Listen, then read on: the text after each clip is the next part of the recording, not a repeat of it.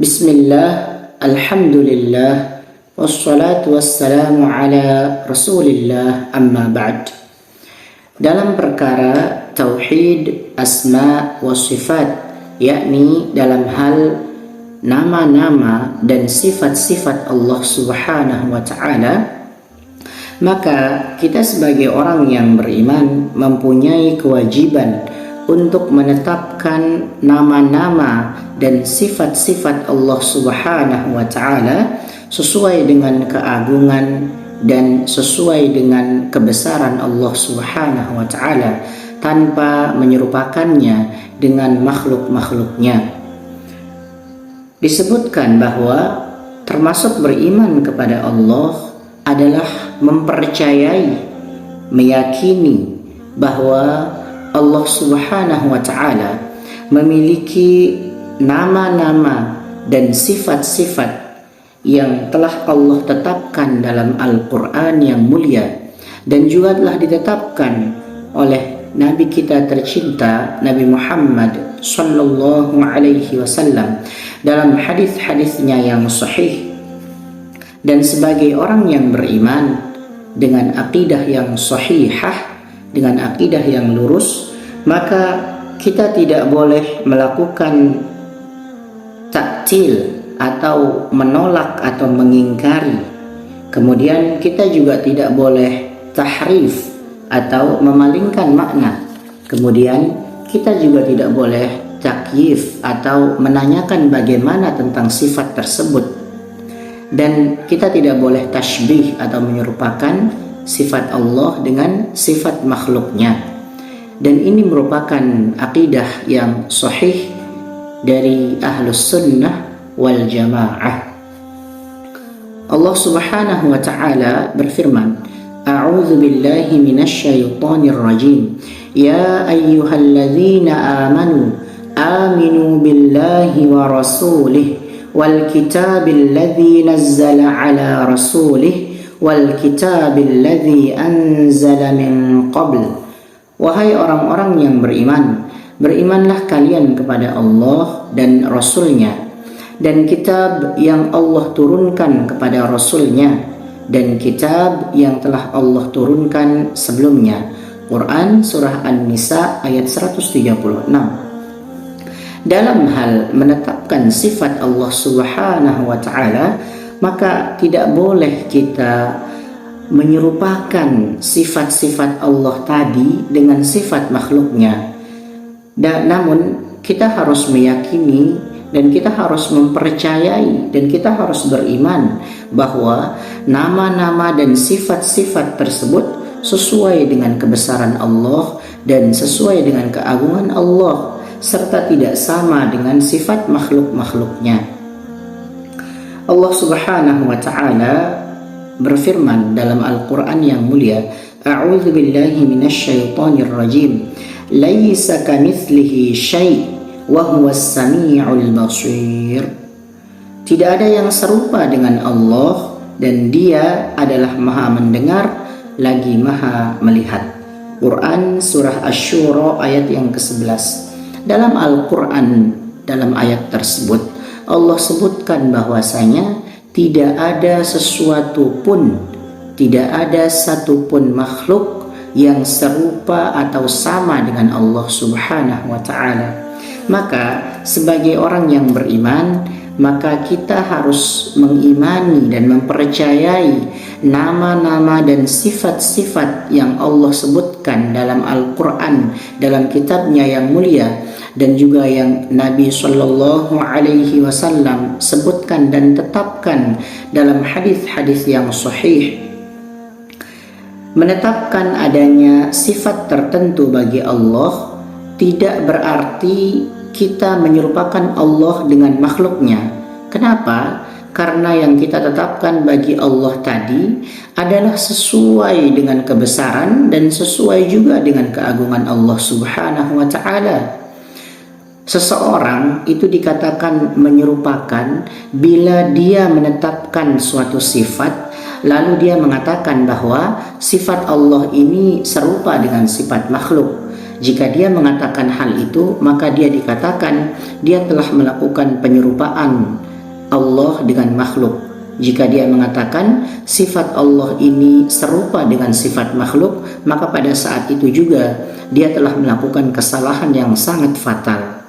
Akan tetapi, Ahlus Sunnah wal Jamaah tidak melakukan penyerupaan tersebut sebagaimana yang banyak orang tuduhkan. Salah seorang imam ulama Ahlus Sunnah, Imam Ishaq bin Rahuyah, beliau ini adalah Abu Muhammad Ishaq bin Ibrahim bin Mukhallad al-Marwazi. Beliau meninggal pada tahun 238 Hijriah. Beliau berkata, yang namanya penyerupaan adalah bila seseorang berkata, tangan Allah seperti tangan fulan, atau pendengaran Allah seperti pendengaran fulan. Namun, bila ia mengatakan seperti apa yang Allah katakan, bahwa Allah punya tangan, punya pendengaran, dan punya penglihatan, kemudian tidak menanyakan bagaimana hakikat itu semua, dan tidak pula mengatakan bahwa pendengaran Allah seperti pendengaran fulan, maka ini bukanlah tasybih, ini bukanlah penyerupaan. Pemahaman ini tepat seperti firman Allah Subhanahu wa taala yang tadi sudah kita sebutkan, yang artinya tidak ada yang serupa dengan Allah dan Dia adalah Maha mendengar lagi Maha melihat. Quran surah Asy-Syura ayat yang ke-11. Kemudian salah seorang imam Ahlus Sunnah wal Jamaah yang juga merupakan imam ahli hadis, beliau adalah Imam Ahmad bin Hanbal. Beliau meninggal pada tahun 241 Hijriah. Imam Ahmad bin Hanbal rahimahullahu ta'ala berkata, kami menyembah Allah dengan segenap sifat-sifatnya sebagaimana yang Allah telah sebutkan tentang dirinya. Dia menyifati dirinya secara mujmal, maksudnya adalah secara garis besar tanpa memperinci. Dan kami tidak akan melampaui apa yang disebutkan dalam Al-Quran maupun hadis. Jadi, kami mengatakan sebagaimana yang Allah katakan, dan kami menyifati Allah sebagaimana Dia menyifati dirinya. Kami tidak melampaui hal itu. Kami beriman dengan ayat-ayat Al-Quran seluruhnya, ayat yang jelas atau ayat-ayat muhkam, maupun ayat yang samar atau ayat-ayat mutasyabih. Kami tidak akan menghilangkan satupun di antara sifat-sifat Allah tadi karena adanya pihak yang menganggapnya sangat tidak pantas. Demikianlah penjelasan dari Imam Ahmad bin Hanbal bahwasanya Ahlus Sunnah wal Jamaah itu menetapkan sifat-sifat, nama-nama apa yang Allah sebutkan dalam Al-Quran yang mulia ataupun yang telah disebutkan dan juga ditetapkan oleh Nabi kita yang mulia alaihi salatu wassalam, Nabi Muhammad Rasulullah sallallahu alaihi wasallam. Tentunya dalam hadis-hadis yang sahih tentu saja kita beriman, kita mengimani, kita mempercayai, kita menetapkan nama-nama dan sifat-sifat Allah tersebut sesuai dengan yang Allah sifatkan untuk dirinya. Dan kita tidak menyerupakan Allah Subhanahu wa ta'ala dengan makhluk-makhluknya. Kemudian perkataan dari Al-Imam At-Tirmidzi, salah seorang imam Ahlus Sunnah wal Jamaah, beliau meninggal pada tahun 279 Hijriah. Beliau berkata, dalam menjelaskan hadis-hadis tentang sifat Allah dan turunnya Allah setiap malam ke langit dunia, sejumlah ulama mengatakan riwayat-riwayat tersebut derajatnya valid atau sahih, harus diimani, tidak boleh dibayangkan maupun ditanyakan bagaimana hakikat dan caranya. Demikianlah penjelasan yang dinukil dari Imam Malik, Sufyan bin Uyainah, dan Abdullah ibn al-Mubarak terkait hadis-hadis yang membahas sifat Allah seperti ini, Mereka semua mengatakan, sampaikan saja apa adanya tanpa membahas bagaimana hakikatnya atau bagaimana kaifiatnya. Demikianlah akidah yang sahih dari para ulama kita yang telah dijelaskan kepada kita. Akidah yang sahih, akidah yang lurus dari Ahlus Sunnah wal Jamaah, bahwasanya kita menetapkan nama-nama dan sifat-sifat Allah sesuai dengan yang Allah dan Rasulnya telah tetapkan, dan sesuai dengan kebesaran dan sesuai dengan keagungan Allah, dan kita tidak menyerupakan nama-nama dan sifat-sifat Allah tersebut dengan makhluk. Kita tidak menyerupakan, kita tidak menyamakan nama-nama dan sifat-sifat Allah Subhanahu wa taala tersebut dengan makhluk-makhluknya. Salah seorang ulama juga yang lainnya, ulama Ahlus Sunnah, Ibnu Abdul Bar, beliau adalah Abu Umar Yusuf bin Abdullah Al-Qurtubi. Beliau meninggal pada tahun 463 Hijriah.